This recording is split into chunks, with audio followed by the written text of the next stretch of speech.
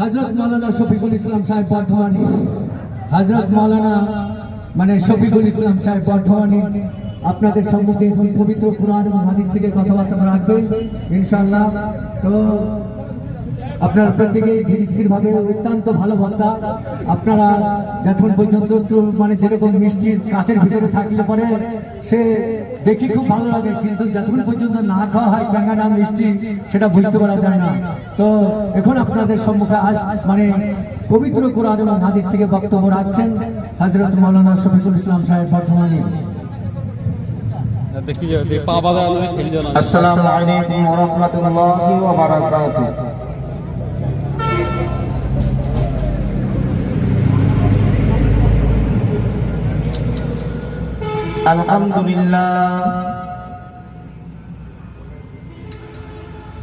Alhamdulillah nahmaduhu wa nasta'inuhu wa nastaghfiruhu wa nu'minu bihi wa natawakkalu alayhi wa na'udzu billahi min shururi anfusina wa min sayyiati a'malina. من يهده الله فلا مضل له ومن يضلله فلا هادي له ونشهد أن لا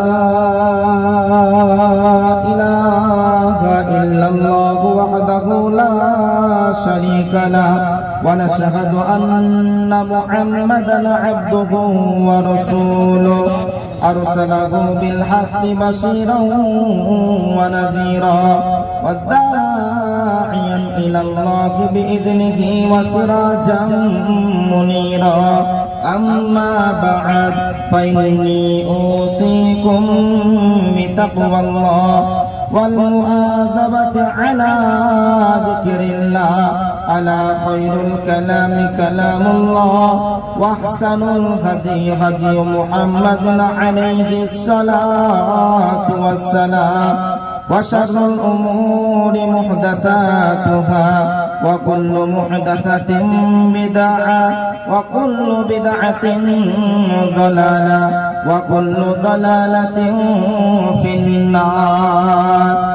فقد قال الله تبارك وتعالى في كلامه المجيد والفرقان الحميد.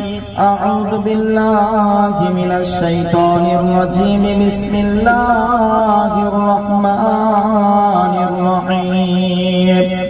ضرب الله مثلا للذين كفروا امرأة نوح وامرأة لوط كانتا تحت عبدين من عبادنا صالحين فخانتاهما فلم يغنيا عنهما من الله شيئا وقيل ادخلا النار مع الداخلين.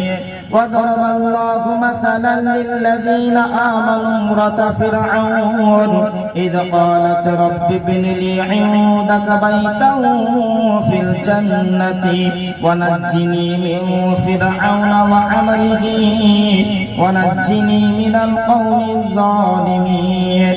بسم الله الرحمن الرحيم. إن الله اشترى من المؤمنين أنفسهم وأموالهم بأن لهم الجنة يقاتلون في سبيل الله فيقتلون ويقتلون وعدا عليه حقا في التوراة والإنجيل والقرآن ومن أوفى بعهده من الله فاستبشروا ببيعكم الذي بايعتم به وذلك هو الفوز العظيم. التائبون العابدون الحامدون السائحون الراكعون الساجدون الآمرون بالمعروف والناهون عن المنكر والحافظون لحدود الله وبشر المؤمنين.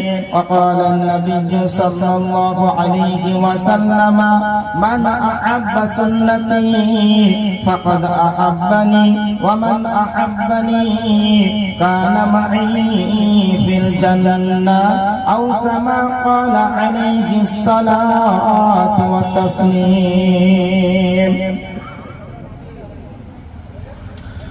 তুমি দয়াল রহমান, তুমি দয়াল রহমান,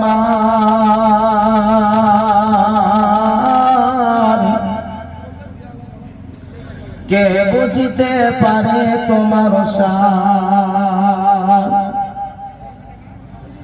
ও তুমি জিন্দাকে মারিতে পারো, ও তুমি জিন্দাকে মারিতে পারো, মারার পরে দিতে পারো জান। কে বুঝিতে পারে তোমার শান। ও তুমি বাপ মা ছাড়া পিতা আদম, ও তুমি বাপ মা ছাড়া পিতা আদম বানাইলে নিজ হাতে। পিতা ছাড়া পুত্র ঈসা মারিয়ামের কোলেতে। কে বা বড় কারিগর, কার বা বড় ঈশান, কে বুঝিতে পারে তোমার শান। তুমি দয়াল রহমান, তুমি দয়াল রহমান,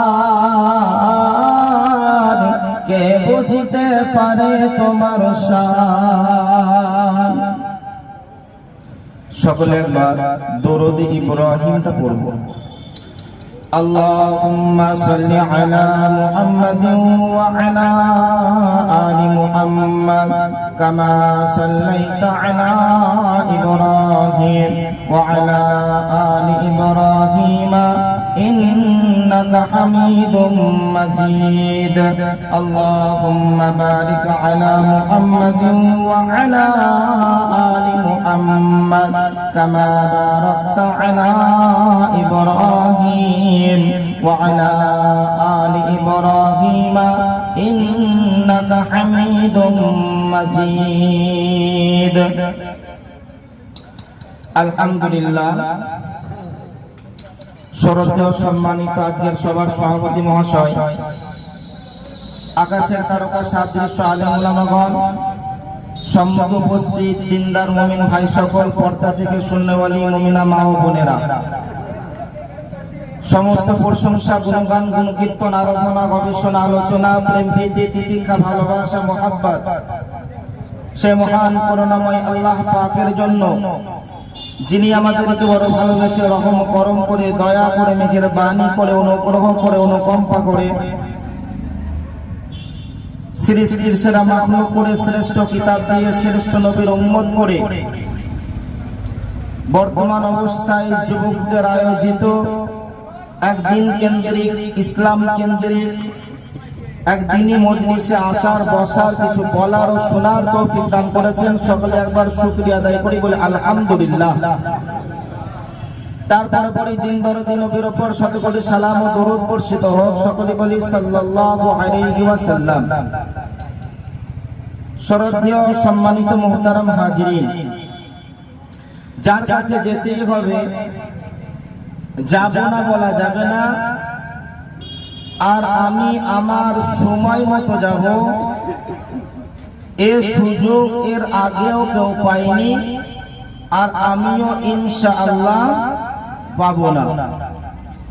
যার কাছে যাওয়ার পরে লাঠি বল, পাঠি বল, দলবল, বিদ্যে বল, বুদ্ধি বল, অর্থ বল, জনবল, মনোবল, বুকের বল, কোমরের বল, দেশের বল, দশের বল, তোমার বল আর আমার বল, কবর বলছে শুধু আমাদের পাড়ায় একবার ছবি চল, সব অচল।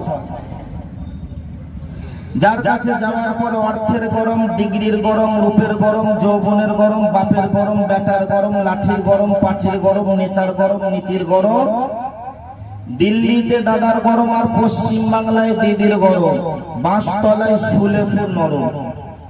এসব গরমকে যিনি একাই নরম করতে পারেন তিনি কে? এটা জোরে বলবেন না? তার দরবারে দরবার কার? আল্লাহ। আল্লাহ ছাড়া পৃথিবীতে দরবার আছে না নাই? আল্লাহ ছাড়া পৃথিবীতে অনেক দরবার আছে। দরবার হলো আল্লাহ। আল্লাহ ছাড়া যত দরবার আছে সব মেরে খাওয়া কারবার। মনে থাকবে ইনশাআল্লাহ। তার দরবারে কানা পুরা সাদা কালো দেশি বিদেশি আমাদের ওদের এ দলের ও দলের হাফেজ সাহেব মলিম সাহেব পীর সাহেব ফকির সাহেব ডাক্তার মাস্টার শিক্ষিত মূর্খ ধনী গরিব চাষা ভুষো কানা কুচো অচল সচল দুর্বল সবল মূল্যে সব একটাই দল। মরার পরে দল কয়টা?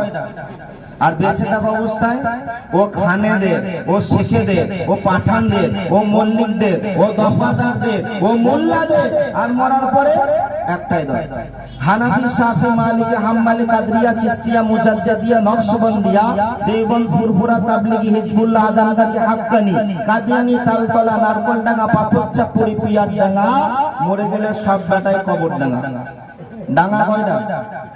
হিন্দু, মুসলমান, জৈন, খ্রিস্টান, বেঈমান, নাফরমান, মরার পরে নাম প্লেট সমান সমান, তখন একটাই নাম লাশ। হিন্দুদের যেটা মরবে ওটার নাম কি? লাশ। খ্রিস্টানদের যেটা মরবে ওটার নাম কি? লাশ। মুসলমানদের যেটা মরবে ওটার নাম কি? লাশ। আর ফারিস্তাই বলছে যাচ্ছিস বাবা যা, ভেবে যাস, বুঝে যাস, তোর আগে কবরে চলে গেছে চাচা ছিলা সাইদ করা বাঁশ। আগে লাশ যায় না, আগে বাঁশ যায়? আর কথা বলেন না। ঈমান থাকে তো পাস, আর বেঈমান হয়ে ঢুকলে শুরু হলো সর্বনাশ। কোন বাবাকে পাবি না আশপাশ, বায়ান শুনে ভেবে চিনতে পারে যাস। এই সমস্ত কিছুর যিনি একাই মালিক তিনি কে? জোরে বলে আল্লাহ। আল্লাহ যেটা বলেছেন ওটা ঠিক, রাসূল যেটা বলেছেন ওটা ঠিক, বাদ বাকি সব এদিক ওদিক। মনে থাকবে ইনশাআল্লাহ। আল্লাহ যেটা বলেছেন, রাসূল যেটা বলেছেন, কেউ যদি স্বেচ্ছায় সেটা মেনে নেয় তাকে আল্লাহ তাবারক ওয়া তাআলা জান্নাত দেবে। কি দেবে বলে? জান্নাত দেবে। আর যদি কারো মানতে অসুবিধা হয়, মানতে যদি চুলকানি লাগে, সে কোথায় যাবে? জাহান্নামে যাবে। কোথায় যাবে? জাহান্নামে যাবে। বন্ধু আমার, আমরা ছিলাম কোথায়? জান্নাতে। আমাদের আদি পিতা হযরত আদম আলাইহিস সালামকে সৃষ্টি করার পরে, তৈরি করার পরে, ওনার পিঠে হাত রেখে হযরত আদম আলাইহিস সালাম থেকে নিয়ে কিয়ামতের আগে পর্যন্ত যে বাচ্চাটা দুনিয়ার বুকে আসবে, সমস্ত আত্মাগুলোকে আল্লাহ তাবারক ওয়া তাআলা বানিয়ে নিলেন। বানিয়ে নেওয়ার পর আল্লাহ তাবারক ওয়া তাআলা বললেন, আলাস্তু বিরাব্বিকুম, আমি কি তোমাদের রব নই?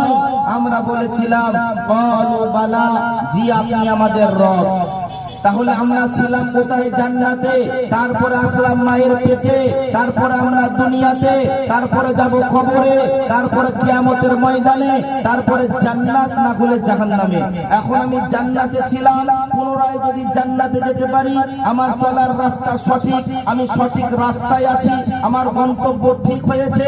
আর যদি আমি জান্নাতে ছিলাম, ভুলবশত কোনো কারণবশত আমি যদি জাহান্নামে চলে যাই, তাহলে আমার রাস্তাটা ভুল হয়ে গেছে, আমার গন্তব্য ভুল হয়ে গেছে, আমি সঠিক রাস্তায় চলতে পারলাম না, যেতে পারলাম না। এবার বলেন, জান্নাত যেতে হবে না জাহান্নামে যেতে হবে? কথা বলেন। জান্নাত যাবো ইনশাআল্লাহ। পৃথিবীর বুকে কাজ হলো দুটো। কটা? আমরা হয়তো মনে মনে করছি দুনিয়াতে অনেক কাজ আছে রে বাবা, কত মানুষ কত রকমের কত ধরনের কাজ করছে। জি না, পৃথিবীর বুকে কাজ হলো দুটো, একটা হলো গুনাহ আর একটা হলো নেকি। একটা মানুষ সকাল থেকে সন্ধ্যা, সন্ধ্যা থেকে সকাল যা করবে, হয় গুনাহ হবে না হলে নেকি হবে, মধ্যস্থ বলে কিছু নাই। সে যদি খানা খায়, হয় গুনাহ হবে না হলে নেকি হবে। সে যদি বাথরুমে যায়, হয় গুনাহ হবে না হলে নেকি হবে। সে যদি ঘুমায়, হয় গুনাহ হবে না হলে নেকি হবে। সে কয়েকটা মানুষকে নিয়ে বসে আছে, গল্প করছে, হয় গুনাহ হবে না হলে নেকি হবে, মধ্যস্থ বলে কিছু নাই। এবার আমি আপনাদেরকে প্রশ্ন করছি, বলে পৃথিবীর বুকে কাজ কয়টা? দুটো, একটা গুনাহ আর একটা নেকি। ঠিক ওই রকম জায়গা হলো দুটো। জায়গা কটা? দুটো। জায়গা কটা? দুটো। আমরা হয়তো মনে মনে করবো, আরে বাপ রে, দুনিয়াতে কত জায়গা, কেউ বাপের বাড়িতে আছে, কেউ মায়ের কাছে আছে, কেউ ভাইয়ের কাছে আছে, কেউ বোনের কাছে আছে, কেউ শ্বশুর বাড়িতে ঘর জামাই হিসেবে আছে, কেউ পাকা বাড়িতে বাস করছে, কেউ কাঁচা বাড়িতে বাস করছে, কেউ মাঠে বাস করছে, কেউ বাজারে বাস করছে। কি না, জায়গাগুলো দুটো, একটা হলো জান্নাত আর একটা হলো জাহান্নাম। তাহলে কাজ কটা পেলাম? একটা হলো নেকি আর একটা হলো গুনাহ। জায়গা কটা পেলাম? একটা হলো জান্নাত আর একটা হলো জাহান্নাম। এখন যদি প্রশ্ন করা হয় জান্নাতে যাবে কে, উত্তর হবে নেকি করেছে যে। আবার যদি প্রশ্ন করা হয় জাহান্নামে যাবে কে, গুনাহ করবে যে। প্রশ্ন যদি উল্টো করে করা হয় গুনাহ করবে যে, জাহান্নামে ঢুকবে সে, নেকি করবে যে, জান্নাত পাবে সে। এবার বলেন গুনাহ করা যাবে? বাইচান্স যদি গুনাহ হয়ে যায় আল্লাহর কাছে তওবা করতে হবে। আল্লাহর কাছে কি করতে হবে? তওবা করতে হবে। গুনাহ করা যাবে না। জান্নাত পেতে হলে নেকি করতে হবে, আল্লাহকে রাজি করতে হবে, কোরআন মানতে হবে, হাদিস মানতে হবে, তাহলে জান্নাত পাওয়া যাবে। এবার বলেন কে কে জান্নাতে যেতে রাজি আছেন? হাত তোলেন। আল্লাহ সকলের হাতগুলোকে কবুল করেন, সকলে হাত নামান। তাহলে আমরা মুখে কি বলছি? জান্নাত যাব। আপনাদের এই বাস স্ট্যান্ডে দুটো বাস দাঁড়িয়ে আছে, একটা যাবে বহরমপুর আর একটা যাবে আমতলা।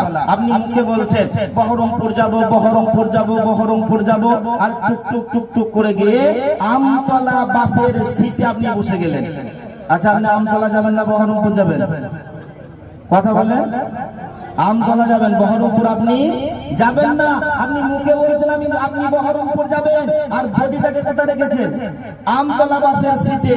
দেখেন, আপনাকে বহরমপুর যেতে হলে মুখে যেমন আপনি বলছেন আমি বহরমপুর যাব, বডিটাকেও বহরমপুরের বাসের সিটে চাপাতে হবে। আমাদের মুখের দাবি জান্নাত যাব, জান্নাত যাব, জান্নাত যাব, আর বডিটাকে কোথায় রেখেছি? জি, নামাজ নাই, রোজা নাই, মসজিদ নাই, যাকাত নাই, হজ নাই, টাসের সাথে সম্পর্ক, জুয়ার সাথে সম্পর্ক, লটারির সাথে সম্পর্ক, মিথ্যার সাথে সম্পর্ক, আর সুদের সাথে সম্পর্ক। তাহলে বডিকে রেখেছি গুনাহের পথে, বডিকে রেখেছি জাহান্নামের গাড়িতে, আর মুখে বলছি জান্নাত যাব। তাহলে শুধু মুখের দাবিতে কি জান্নাত পাওয়া যাবে? কথা বলে পাওয়া যাবে না। মুখে যেমন বলছি জান্নাত যাব, ওই রকম বডি দিয়েও জান্নাত যাওয়ার মতো আমল করতে হবে। করব ইনশাআল্লাহ। আল্লাহ তাআলা সকলকে বডি দিয়ে জান্নাত যাওয়ার মতো আমল করার তৌফিক দান করেন। এখন জান্নাত যাবে কে? মুসলমান হবে যে। জান্নাত যাবে কে? মুসলমান হবে যে। মাওলানা সাহেব কি বলছেন? আমরা তো মুসলমানই বসে আছি। বিসমিল্লাহির রহমানির রহিম। ইয়া আইয়ুহাল্লাযীনা আমানুত্তাকুল্লাহা হাক্কা তুকাতিহি ওয়া লা তামুতুন্না ইল্লা ওয়া আনতুম মুসলিমুন। আল্লাহ তাবারক তাআলা বলছেন, হে ঈমানদাররা, তোমরা আল্লাহকে ভয় করো, তোমরা আল্লাহকে ভয় করো, আর পরিপূর্ণ মুসলমান না হয়ে মরিও না। বন্ধুরা আমার, আমি রেসিডেন্সিয়ালে মুসলমান, আমি আধার কার্ডে মুসলমান, ভোটার কার্ডে মুসলমান, প্যান কার্ডে মুসলমান, ব্যাংকের বইয়ে মুসলমান, চায়ের দোকানে মুসলমান, ইমামের কাছে মুসলমান, গাওয়ালার কাছে মুসলমান, পাড়াওয়ালার কাছে মুসলমান, টোলাওয়ালার কাছে মুসলমান, মুসল্লির কাছে মুসলমান, বাপের কাছে মুসলমান। কিন্তু যে আল্লাহর খাতায় মুসলমানের নামটা উঠাতে হবে, সে আল্লাহর খাতায় পাক্কা আমি বেঈমান। এখানে রেসিডিয়ান মিলছে না, এখানে পুরো মিলছে না। সারা জীবন বলছে আমি মুসলমান, তারপরেও নামাজের সাথে কোনো সম্পর্ক নাই। সারা জীবন বলছে আমি মুসলমান, মসজিদের সাথে কোনো সম্পর্ক নাই, আজানের সাথে কোনো সম্পর্ক নাই, আল্লাহ আল্লাহ রাসূলের সাথে কোনো সম্পর্ক নাই, কোরআনের সাথে কোনো সম্পর্ক নাই। সারা জীবন বলছে আমি মুসলমান, এখনো পর্যন্ত ওযুর ফরজ জানি না। সারা জীবন বলছে আমি মুসলমান, এখনো পর্যন্ত গোসলের ফরজ জানি না। তো নিজে নিজে মুসলমান ভাবলে হবে না, আল্লাহর খাতায় মুসলমান হতে হবে। এই কারণে আল্লাহ বলছেন, ইয়া আইয়ুহাল্লাযীনা আমানুত্তাকুল্লাহা হাক্কা তুকাতিহি ওয়া লা তামুতুন্না ইল্লা ওয়া আনতুম মুসলিমুন। তোমরা আল্লাহকে ভয় করো, আর পরিপূর্ণ মুসলমান না হয়ে মরিও না।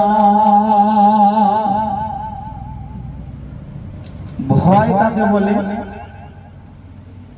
ইন্নাল্লাযীনা ইয়াখশাউনা রাব্বাহুম বিল গায়বি লাহুম মাগফিরাতুম ওয়া আজরুন কারীম।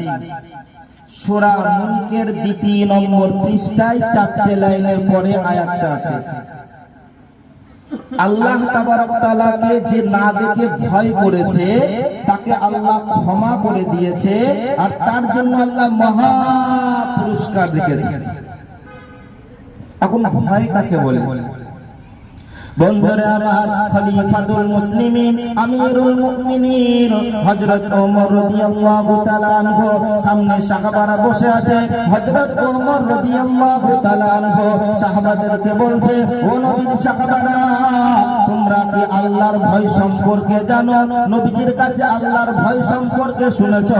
এমন কি কেউ আছো নাকি? হযরত কাব রাদিয়াল্লাহু তাআলা আনহু উনি দাঁড়িয়ে গেলেন, আমিরুল মুমিনিন খলিফাতুল মুসলিমিন, আমি নবীজির কাছে আল্লাহর ভয় সম্পর্কে শুনেছি।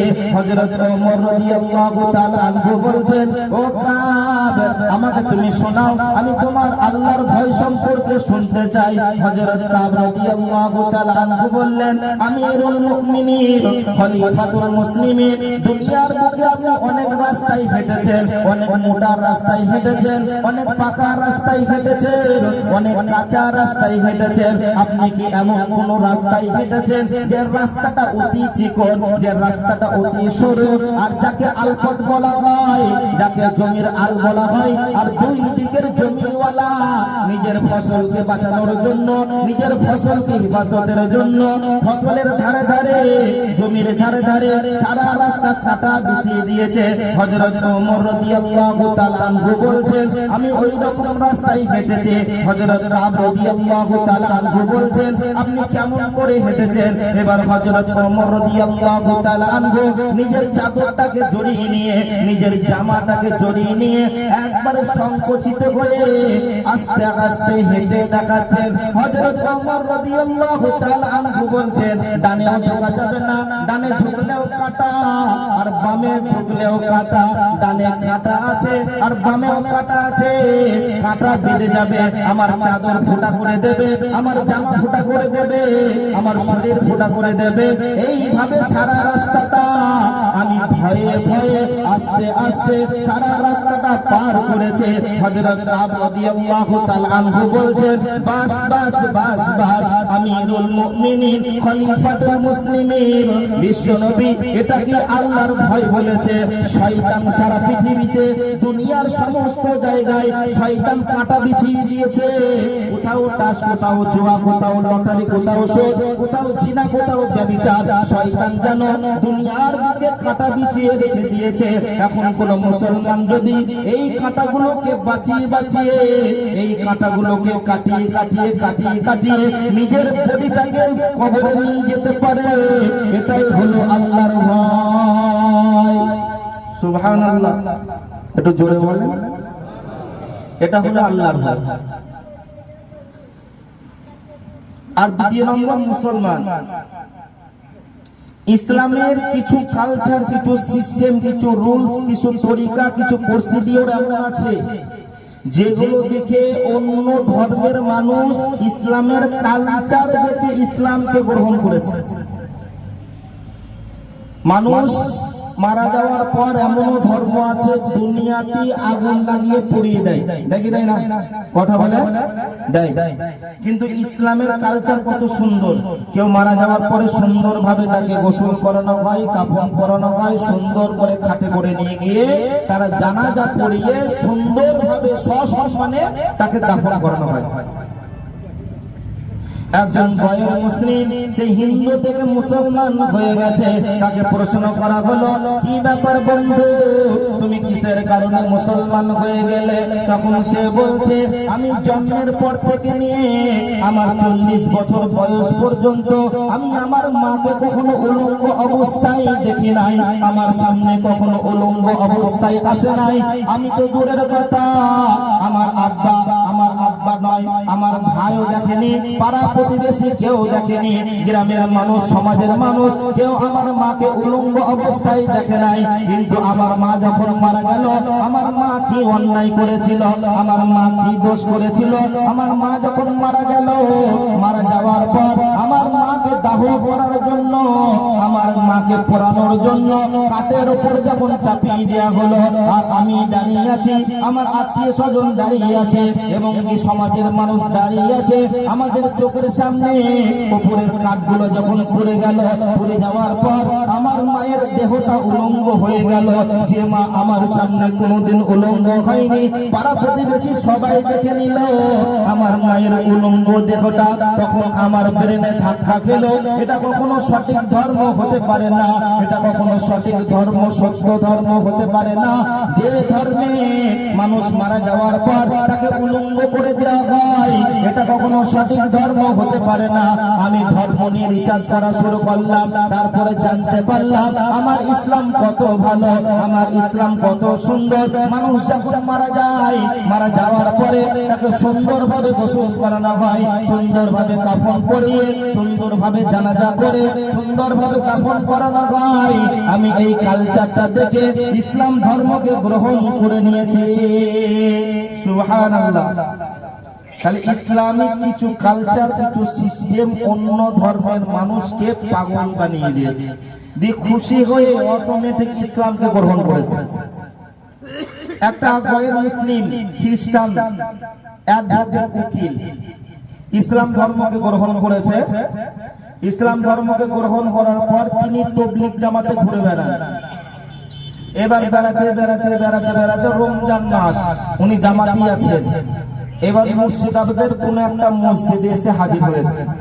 রমজান মাস, আসরের পরে গাছতে বের হয়, উনি আছেন জামাতে, নব মুসলিম, নন মুসলিম। তো নব মুসলিম উনি গাছতে বেরিয়েছে, গাছতে বেরোনোর পর অবাক কাণ্ড, চায়ের দোকানে রমজান মাস, মুসলমান, কালমা পড়নেওয়ালা, বাপ মুসলমান, ও মারা গেলে ওর জানাজা হবে, মারা গেলে ওকে কাফন পরানো হবে, মারা গেলে ওকে দাফন করা হবে। মুসলমান চায়ের দোকানে বসে বসে এক হাতে করে চা, এক হাতে করে সিগারেট, কেউ আবার টাস খেলা করছে, কেউ আবার বসে বসে পাতা খাচ্ছে, মানে গাঁজা খাচ্ছে। এ সব দেখলো, দেখার পর কাউকে কিছুই বললো না, মনের দুঃখে টুকটুক করে মসজিদে ফিরে গেল। ফিরে যাওয়ার পরে ইমাম সাহেবকে বলছে, ইমাম সাহেবকে যখন ডেকেছে, ইমাম সাহেব বলছে কি হলো? তখন বলছে, ইমাম সাহেব আমি কোরআন সম্পর্কে কিছুই জানতাম না, হাদিস সম্পর্কে কিছুই জানতাম না, আমি আল্লাহ সম্পর্কে কিছুই জানতাম না, রাসূল সম্পর্কে কিছুই জানতাম না। আমি কোরআন হাদিসকে রিসার্চ করে, ইসলাম ধর্মকে রিসার্চ করে আমি ইসলাম ধর্ম গ্রহণ করেছি, আমি মুসলমান হয়ে গেছি। আমি যখন মুসলমান হয়ে গেলাম, আমার দাদু ছিল গয়ের মুসলিম, আমার বাপ ছিল গয়ের মুসলিম, আর আমি ইসলাম ধর্মকে গ্রহণ করেছি। আমি যখন মুসলমান হয়ে গেলাম, আমি জানতে পারলাম আমাকে নামাজ পড়তে হবে, তাই আমি নামাজ পড়ি। আমাকে রোজা রাখতে হবে, তাই আমি রোজা রাখি। আমাকে যাকাত দিতে হবে, তাই আমি যাকাত দিই। আমাকে হজ আদায় করতে হবে, তাই আমি হজ আদায় করি। তাহলে আমি গয়ের মুসলিম ছিলাম, মুসলিম হয়েছি বলে আমাকে এগুলো পালন করতে হবে। আর যারা জন্ম সূত্রে মুসলমান, যারা জন্ম থেকে মুসলমান, তাদের জন্য কি নামাজ নাই? তাদের জন্য কি রোজা নাই? তাদের জন্য কি কোরআন নাই? তাদের জন্য কি নবীর সুন্নত নাই? এবার ইমাম সাহেব বলছে, ও নব মুসলমান ভাই, আপনি হলেন বাই চান্স মুসলমান, আপনি হলেন বাই চয়েস মুসলমান, আর ওরা হলো বাই চান্স মুসলমান। বাই চয়েস মুসলমান মানে আপনি ইসলামকে পছন্দ করে, আপনি কোরআন হাদিসকে পছন্দ করে, আপনি দিন ইসলামকে পছন্দ করে দিন ইসলামকে গ্রহণ করেছেন, তাই আপনি নামাজ পড়েন, তাই আপনি রোজা রাখেন। আর ওরা হলো বাই চান্স মুসলমান, মানে দাদু মুসলমান ছিল তাই বাপ মুসলমান হয়েছে, আর বাপ মুসলমান ছিল তাই বেটাও মুসলমান হয়ে গেছে। ওরা হলো বাই চান্স মুসলমান, আর আপনি হলেন বাই চয়েস মুসলমান। আমরা চিন্তা করে দেখি তো, আমরা বাই চান্স না বাই চয়েস? বাপজি, বাই চান্স হলে কিন্তু বাচ্চা যাবে না, বাই চয়েস হতে হবে। কি হতে হবে বলে? বাই চয়েস হতে হবে। বাই চান্স হলে বাঁচার কোনো উপায় নাই। বীরভূমের একটা জায়গায় আমাকে বায়ান রাখতে দিয়েছে অনেক রাত্রে, সব ঘুমাচ্ছে বুঝলেন, আর কিছু শ্রোতা আছে, আর যিনি বক্তব্য রাখেন সামনে যদি শ্রোতা না থাকে তার যে বক্তব্য রাখা কত কষ্টকর যে করে সে জানে। আমি উল্টো বায়ান শুরু করলাম, কি